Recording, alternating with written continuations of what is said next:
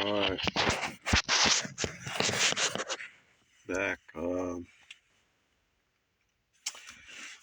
want to read something. It says here, I'm in the book of Josephus, right? The index says harlots, common ones, or harlots excluded from marriage. All right. We're going to go to Antiquity of the Jews 4:8-23. All right. Now we're going to read it real quick. It says, let the Hebrews marry at the age fit for it, virgins that are free and born of good parents. And he that does not marry a virgin, let him not corrupt another man's wife and marry her, nor grieve her former husband, nor let free men marry slaves, although their affections should strongly bias any of them so to do. For it is decent and for the dignity of the persons themselves to govern those their affections, their emotions. And further, no one ought to marry a harlot. No one ought to marry a whore. Okay? And whose matrimonial oblations arising from the prostitution of her body. That's why it says, don't make no whores out of the daughters of Zion. All right? No one ought to marry a harlot, a prostitute, whose matrimonial oblations arising from the prostitution of her body. God will not receive, the Most High will not receive, for by these means the dispositions of the children will be liberal and virtuous. I mean, when they are not born of base parents and of the lustful conjunction of such as marry women that are not free. If anyone has been espoused or engaged to a woman as to a virgin, and does not afterwards find her so to be, let him bring his action and accuse her, and let him make use of such indications to prove his accusation as he is furnished to do. So I'm going to read the note. These tokens of virginity, as the Hebrew and Septuagint style them, Deuteronomy 22:15, 17, 20, seem to me very different from what our latter interpreters suppose. They appear rather to have been such close linen garments as were never put off virgins after a certain age, till they were married, but before witnesses, and which while they were entire, were certain evidence of such virginity. See Antiquity 7:8-1, 2 Samuel 13:18, and Isaiah 6:1. Josephus here determines nothing what were these particular tokens of virginity or of corruption. Perhaps he thought he could not easily describe them to the heathens without saying what they might have thought a breach of modesty, which seeming breach of modesty laws cannot always completely be avoided. All right, so that's the note. So let's read it again. It says, if anyone has been engaged to a woman as to a virgin and does not afterwards find her so to be a virgin, let him bring his action and accuse her, and let him make use of such indications to prove his accusation as he is furnished to do, and let the father or the brother of the damsel or someone that is after them nearest of kin to her defend her. If the damsel obtain a sentence in her favor that she had not been guilty, let her live with her husband that accused her, and let him not have any further power at all to put her away, unless she give him very great occasions, events of suspicion, and such as can be no way contradicted. But for him that brings an accusation and a calumny, a sedition against his wife, and impudent and rash manner, let him be punished by receiving 40 stripes, except one, and let him pay 50 shekels to her father. But if the damsel be convicted as having been corrupted, and is one of the common people, let her be stoned, because she did not keep her virginity, till she were lawfully married. But if she were the daughter of a priest, let her be burnt alive.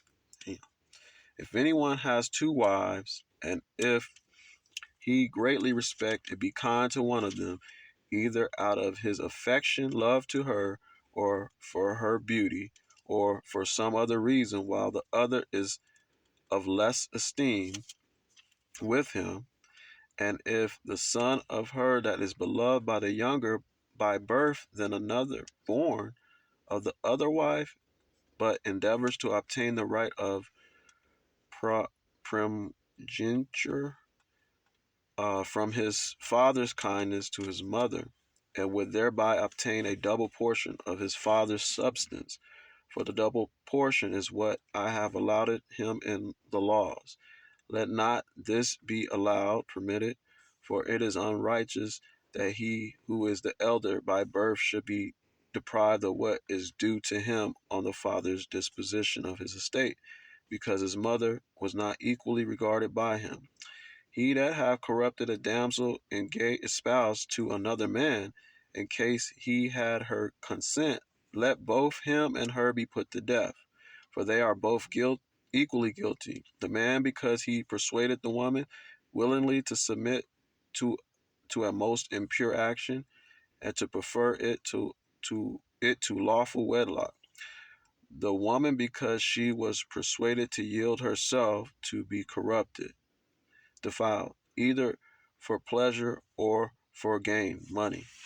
However, if a man light on a woman when she is alone and forces her, rapes her, where nobody was present to come to her aid, let only be put to death. Him be put to death.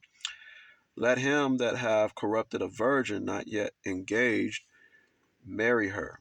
But if the father of the damsel be not willing that she should be his wife, let him pay 50 shekels as the price of her prostitution.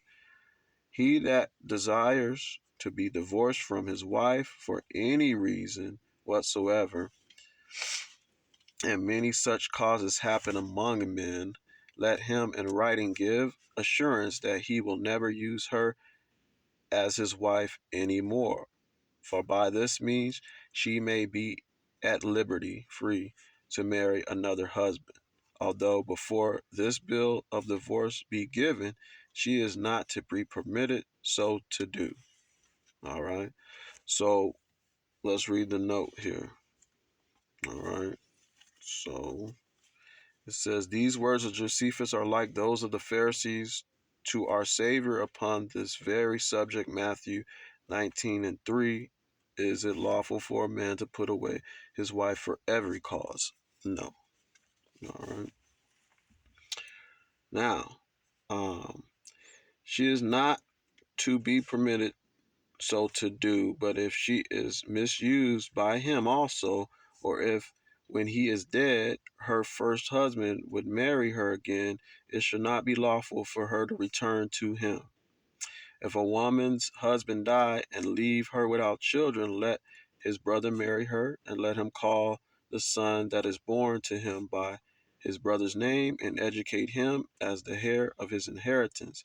For this procedure will be for the benefit of the public, because thereby families will not fail, and the estate will continue among the kindred, the family, and this will be for the solace of wives under their affliction, that they are to be married to the next relation of their former husbands. But if the brother will not marry her, let the woman come before the Senate and protest openly that this brother will not admit her for his wife, but will injure the memory of his deceased brother, while she is living, willing to continue in the family and to bear him children. And when the Senate have incurred of him, for what reason is it that he is averse to this marriage, Whether he gives a bad or good reason, the matter must come to this issue, that the woman shall loose the sandals of the brother and shall spit in his face and say, he deserves this reproachful treatment, this disrespectful treatment from her, as having injured the memory of the deceased. And then let him go away out of the Senate and bear this shame upon him all his life long, and let her marry to whom she pleases, of such as seek her in marriage. But now, if any man take captive either a virgin or one that have been married, now let's read the note. Here it is supposed that this captive's husband, if she were before a married woman, was dead before, or rather was slain in this very battle, otherwise it would have been adultery in him that married her. All right. So let's read it again. But now, if any man that take captive either a virgin or one that have been married, and has a mind to marry her, let him not be allowed to bring her to bed to him, or to live with her as his wife before she have her head shaven, and have put on her mourning habit, and lamented her family and friends that were killed in the battle, the war, that by this means she may give vent to her sorrow or depression for them, and after that betake herself to feasting and matrimony, marriage. For it is good for him that takes a woman in order to have children by her, to be complacent to her inclinations, and not merely to pursue his own pleasure, while he have no regard to what is agreeable to her. But when 30 days are past, or complete, as the time of mourning, for so many are sufficient to prudent persons for lamenting the dearest friends, then let them proceed to the marriage. But in case, when he have satisfied his lust, his desire, he be too proud to keep her for his wife, let him not have it in his power, his strength, to make her a slave, but let her go away whether she pleases, and have the privilege of a free woman. All right. So I'm gonna leave it at that.